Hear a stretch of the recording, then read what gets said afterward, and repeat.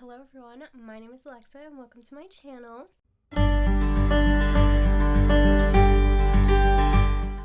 Today we are going to be starting a new series of videos which I decided shall henceforth be named D.A.D.D, D-A.D.D, for Disney Attraction Deep Dives. I would love to have like an I Love My Dad shirt, but like D.A.D.D. So what we're going to be doing is we're going to be looking at different Disney attractions, and I'm going to piece together a whole bunch of information for you on that attraction and present it all to you here.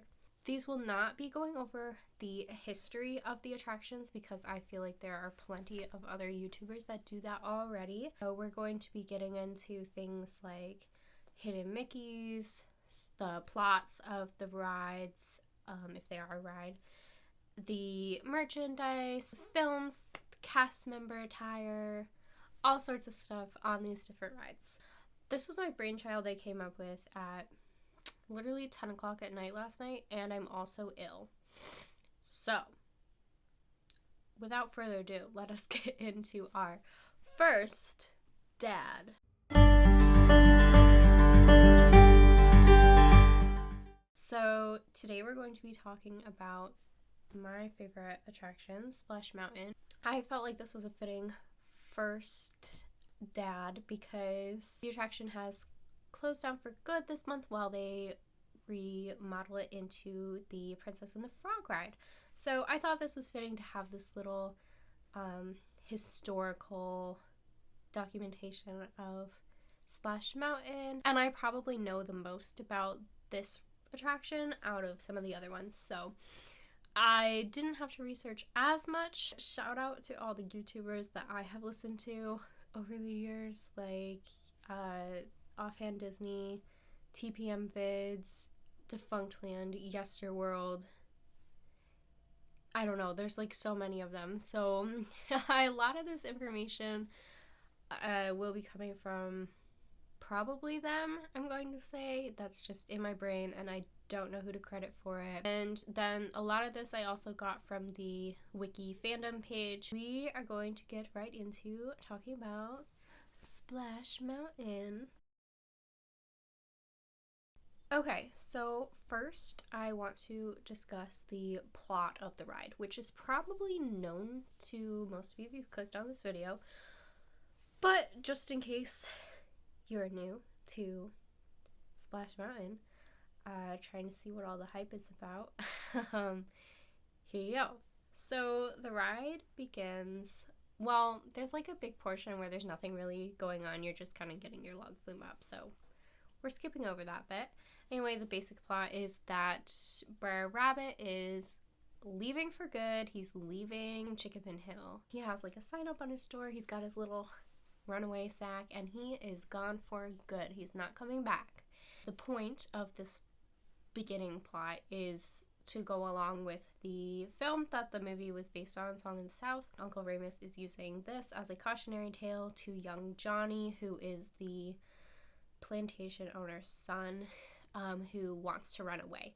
So that's what Brer Rabbit's doing, and that's what Johnny was doing. We're introduced to the main antagonists of the ride, which are Brer Fox and Brer Bear, which, interestingly enough, Brer Bear is not totally an antagonist, I would say. He really just, he's like a foolish character, and so he's there. Brer Fox is trying to get him to help him, but really Brer Bear just messes it up every time. You see that Brer Fox and Brer Bear are trying to catch Brer Rabbit in order to have him for dinner. So we first see them struggling in the ropes, and obviously that attempt to catch Brer Rabbit did not work, and Brer Bear ended up tangled in the ropes himself. Then Brer Rabbit, he's a little bit of a trickster, and he's like, hey, why don't you not eat me and I will show you my laughing place? And they're all like, whoa, what's a laughing place? Like, we want that.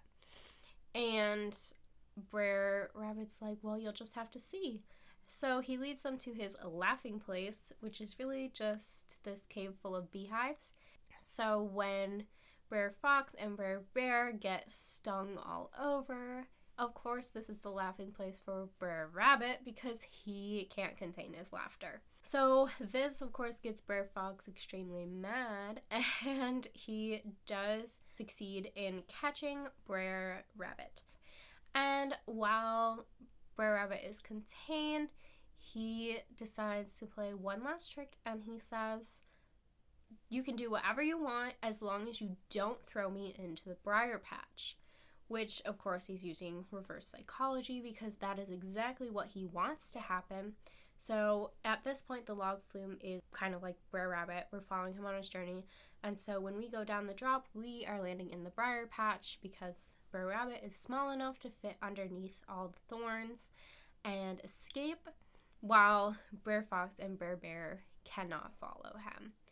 And so that's the big escape, and then we are happily landed into the Zippity-Doo-Dah finale, where there's apparently all these animals on this boat really happy that Brer Rabbit has returned home. This part doesn't happen in the film. And then we see Brer Rabbit returned with Mr. Bluebird, and he's like, "I am happy to be home." So this is all following the film and warning Johnny that he needs to stay at home and not try to run away. Thank you so much for watching this video. If you enjoyed, please feel free to leave a thumbs up and subscribe to my channel.